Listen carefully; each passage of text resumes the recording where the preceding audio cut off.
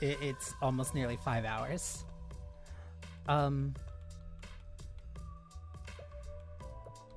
And there's still a couple of stories here that aren't open. I haven't even hit anything that allows my characters to uncap because I'm still, like, near... Like, This game is so beyond what I thought it was, or what I expected it to be. Like...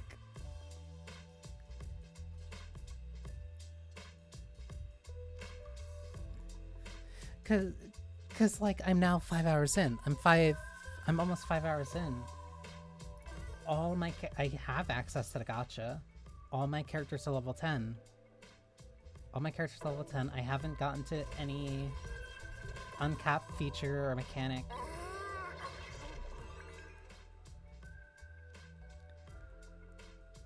I have access to multiple guest characters. Because think of it like this. You have the MC. Then you get her for free. And then you get him as your healer. You have a full team. I've had this full team at the start. And like you can keep going, and then now that we got to something significant, they said, hey, look, here's the other 4 characters you can use temporarily. Somebody good for break. Good for support. A main attacker is also good for support. And then also another support character. Like... What?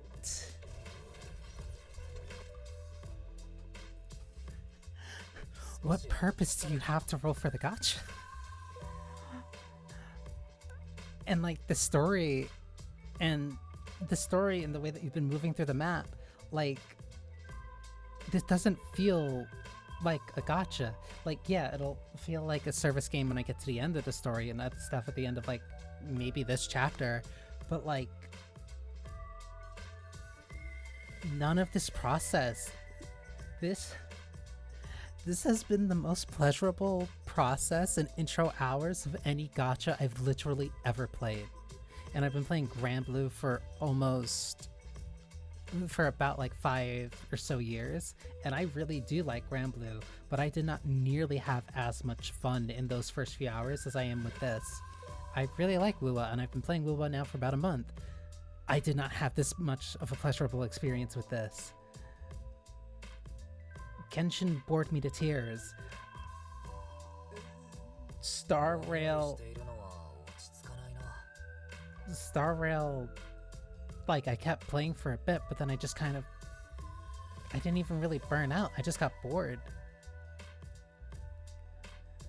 But like this, I'm genuinely engaged in the story. Like if this wasn't a service title, I'd be so on board for buying it. And like here's another city. I'm assuming that like all of chapter 1 is this. I assume all of chapter 1 is this city, and then Minato City is chapter 2. Oh my god, wait, there's a third one. There's a third one right here. Like, this is just a solid game.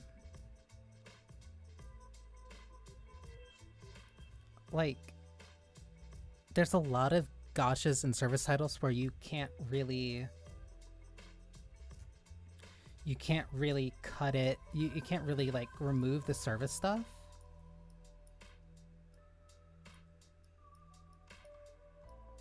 Especially after playing something like Deltarune, legitimately, if they did end support, turn this into something you can buy, and like allow people to buy the chapters kind of piecemeal, Like, I'd want this to continue. I'd want this to continue. Like, new chapter also give people access to the characters for either free or like whatever. This has just legitimately like been a fun game to play, and like part of that is why I wanted to. Part of this is like why I wanted to play this. Like, I wanted to see, like, oh,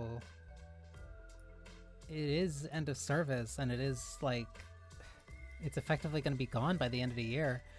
Not effectively, it will be gone by the end of the year, but like, no, there's a real game here. There's a real story here that you can genuinely enjoy. And I haven't felt gated by the gacha stuff at all. Like, yeah, I wanted Anoki because like she's cute.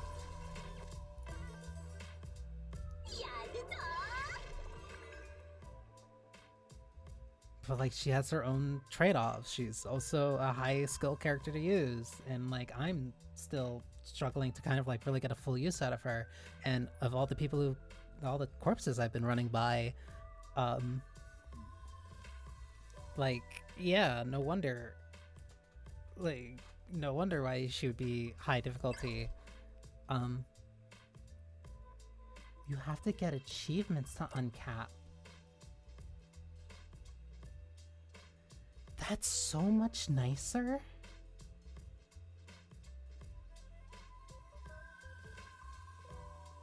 That also means that you're fixed to getting to be at level 10 for a certain point, because the game won't even have this system unlocked.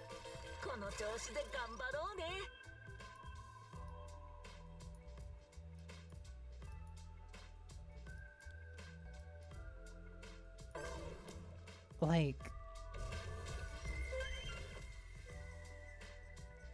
you can get new characters and get different relics. You can get like these are the, yeah, like rolling duplicates. When executing chain skills, gain 4 stacks of heat.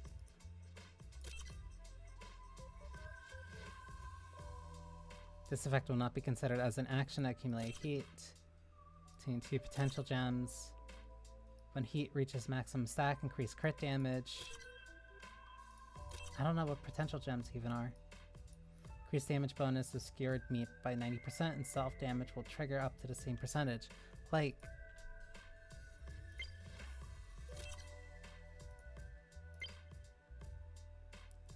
just give these as like rewards for progressing through the story.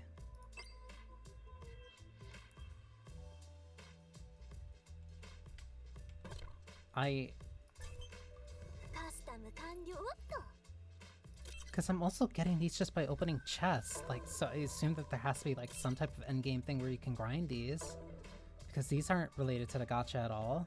The only thing that's been related to the gacha has been the party passives.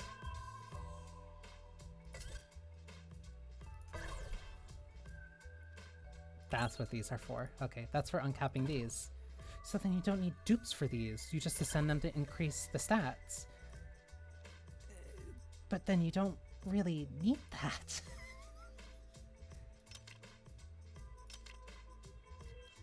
Like, you can completely convert the system into being a normal RPG.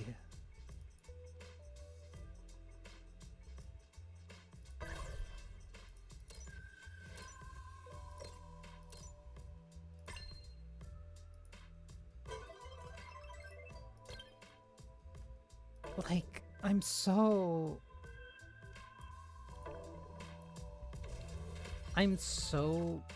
bewildered, but also so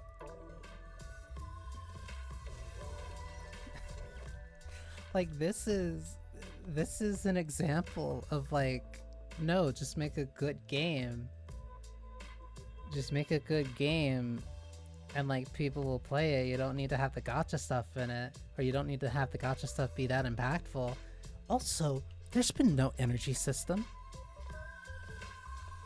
I've just been playing straight. There's been no stops, and no anything getting in the way.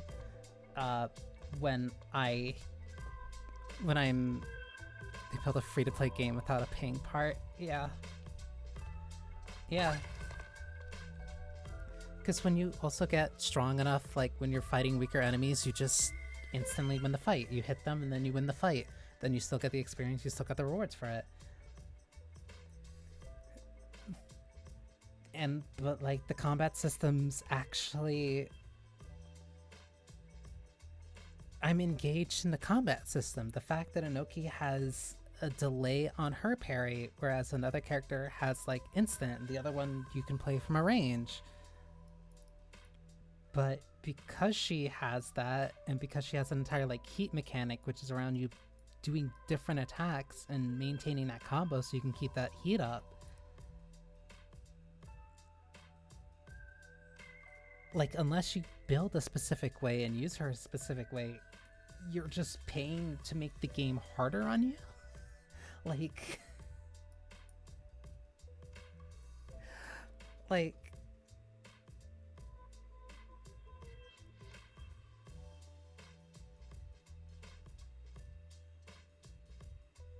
I can, even if this was an active game where I could put money into it or people could put money into it to buy characters,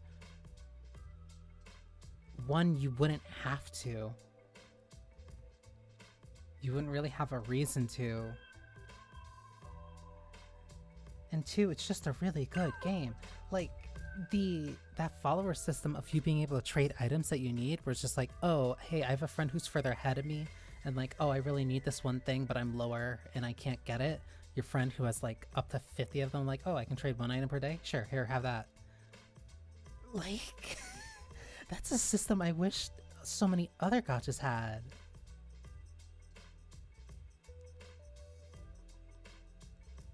As a player, this is like a dream type of gacha. In terms of actually being a money-making machine, it makes sense why this game is dying. But like, as someone playing this right now, first time, this is an incredible game. And I'm not saying that as like, it's incredible for a gacha or like, it's incredible as a service title. Like, no, just on its own, it's a engaging game. It has a cool story. It has interesting characters. There's been plot twists. It's just been a fun experience for completely free. And there's no reason to use the gacha.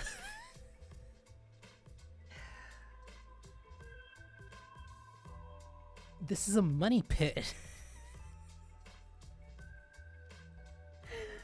The animations, all the characters having 3D models, all the way that they're emoting and the way the camera's moving, all the overworld sprites, all the sound effects, all the music, all the personal style that this has. It is just a fantastic game on its own.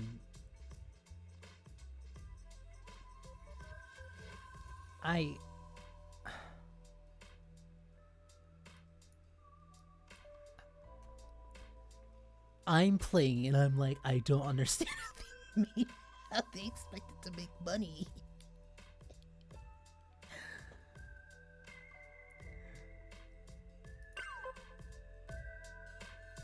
Like, sure, I can't see how it works. You know what?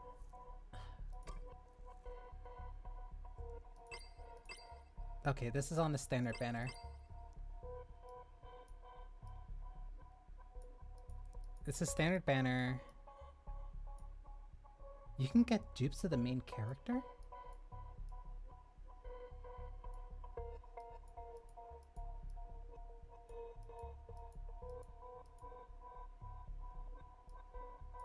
But like, okay, so base appearance rarity is split evenly within each section.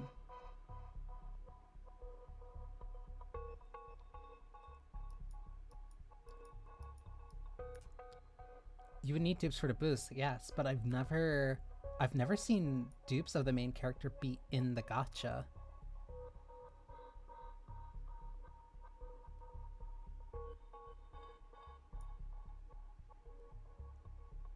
And these are at two stars are at 4%. But also, like, these characters being 1%, well, you have a 1% chance of getting a 3-star character, but if the base appearance rate is split evenly within each section, that means that each of these characters have a 0.25% chance to get. That's way higher than a bunch of other games. 1% for a 3-star? 1% for a 3-star are not bad odds at all.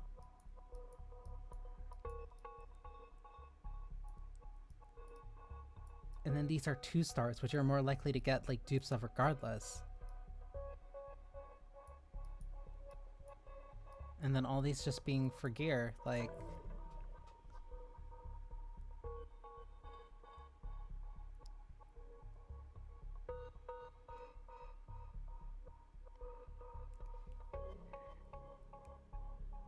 I said better, not best, because some games, especially more recently, especially considering that I've been playing Lula, I think the rate for like SSR in that one, I think the base rate for that one is like 0.8 something, unless the character is like featured on a banner, because that's also something to factor. Like, these aren't banner characters, like these are just ones that you can get regardless. They're not on banner, so there's not like a feature rate up.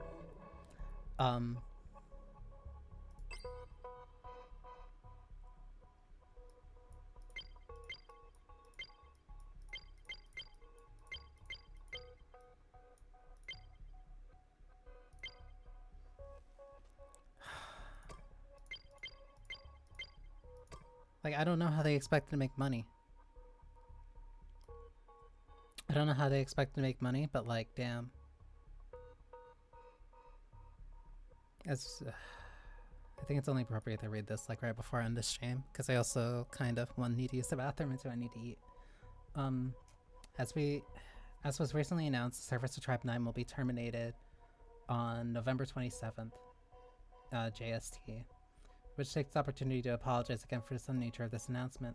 To provide players with a rewarding experience through the game service, we put a team of roughly 300 people for this development and management. However, the number of new players joining, along with the number of players playing the game, as well as its item sales following the release of Chapter 3, Neo Chiyoda City, all substantially fell below initial projections. In light of the situation, we determined it would be difficult to maintain the current structure while providing satisfying service for our players. For that, it is a very heavy heart when announcing the tough decision to disband the Tribe 9 development/management team and terminate game service. Since service commenced, we have received tremendous support from many players. This outcome is a result of our own limitations. We regret the timing for this decision when players are looking forward to future developments based on the roadmap published prior to release of Chapter 3. We still express our deepest apologies once again for this. Refund policy. Below we outline refund policies that will be implemented as a result of termination. Refunds for paid items purchased made after the publication of the roadmap. All items purchased after the publication of the roadmap at April 10th will be refunded. Purchases made with paid Enigma entities will not be eligible for refund, with the exception of those related to support contract Revino, which will be detailed below. The following refund methods will be made available for those seeking refund: for purchase made via App Store or Google Play, for purchase made via Steam and Xsola Web Store.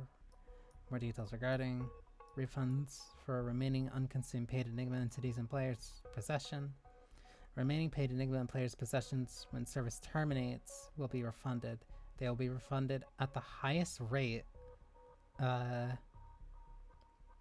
Japanese yen 2.22 paid Enigma entity, no matter the rate of paid Enigma entities at the time of purchase.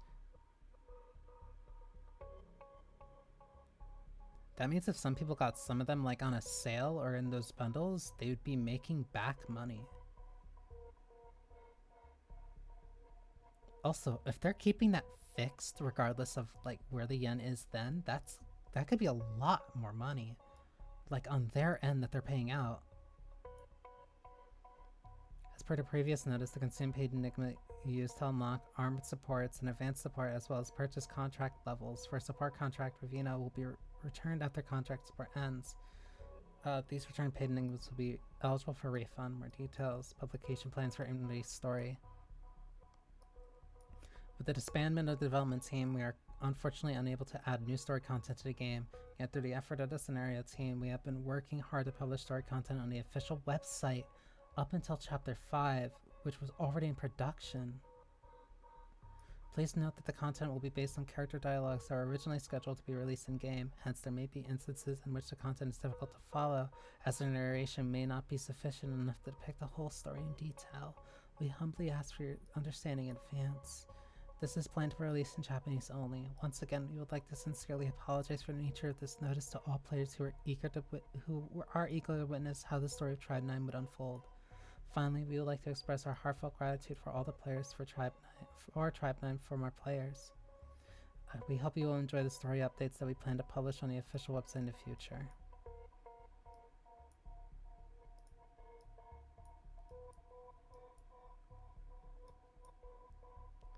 This is really sad. And they had 10 million downloads.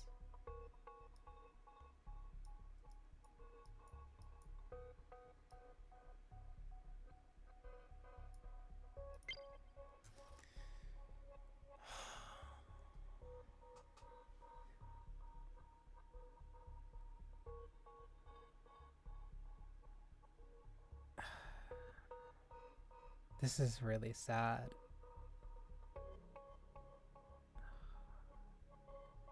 Damn.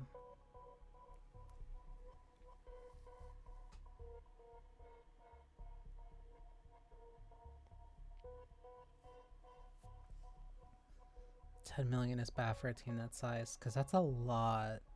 That's a lot of people for development. And that's 10 million people that, like, even assuming that like half of those 10 million downloads are people that like played and like spent money, because here, because yeah, I was looking at the achievements. Mobile games have really bad fall off. Yeah, I bet. Because like I'm looking at the achievement. You know, let me look at the full achievements, because there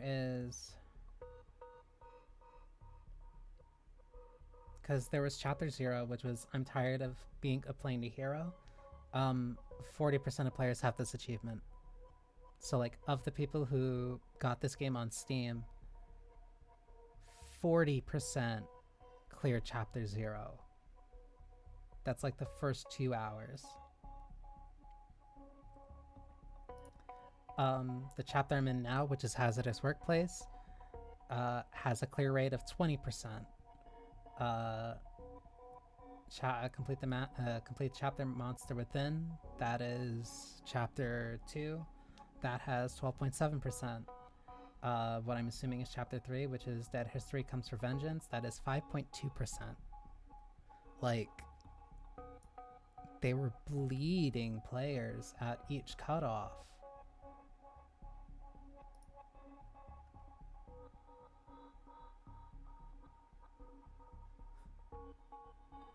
That's just sad.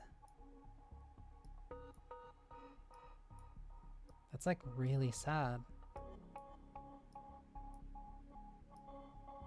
But you know what? That's why I'm glad I'm playing this. I'm glad I'm playing this and I'm enjoying this. And haven't they changed how the gacha works apparently then?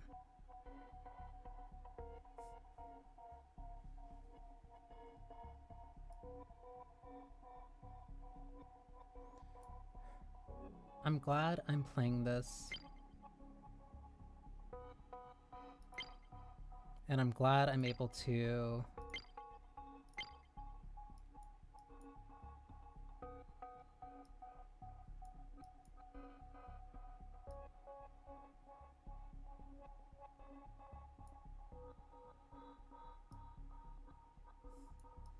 I'm glad I'm playing this, and I'm glad I'm able to stream this, and I can have, like,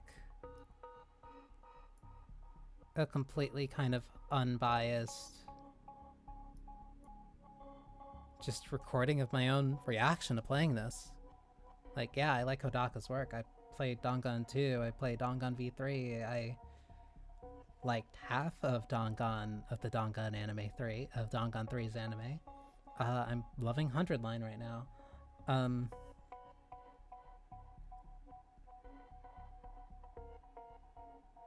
This just... No, there was a lot of love and talent and effort, like, really put into this. Like, this is just a really fun and cool game, and it's just not gonna be around in just like a couple months. But I'm glad I'm playing it. I'm glad I'm playing it and that I'm having fun, and at the very least I'm able to make like some memories of it. And I'm gonna have this recording of it.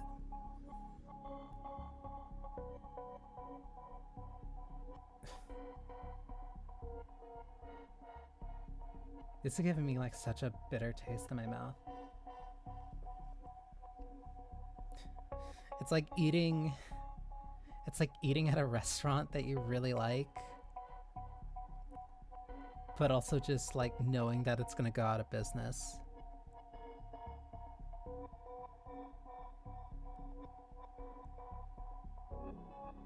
But I don't think a game needs to be successful to be remembered. Especially if it's something like this that had so much effort put into it. 300 people who worked on this. 300 people who put so much time and effort into this to make something fun, to make something that would last.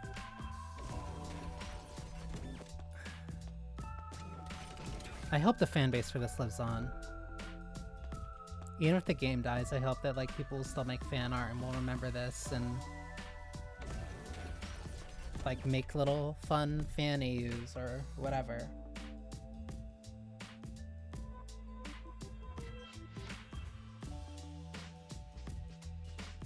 This game's cool, and I think it deserves to be remembered as something cool instead of remember that time Kodaka made a service title that died.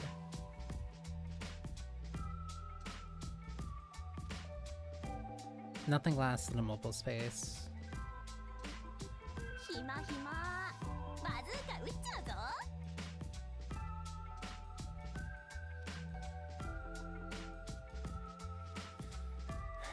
Not everything can last or will last, but that doesn't mean that we can't still enjoy it while we have it.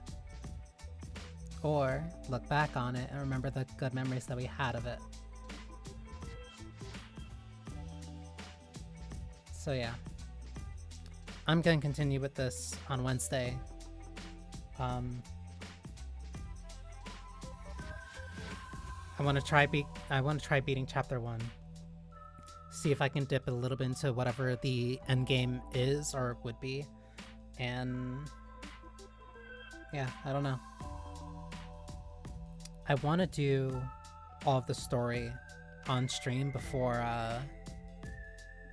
end of service. Like right now, that is something I definitively want to do.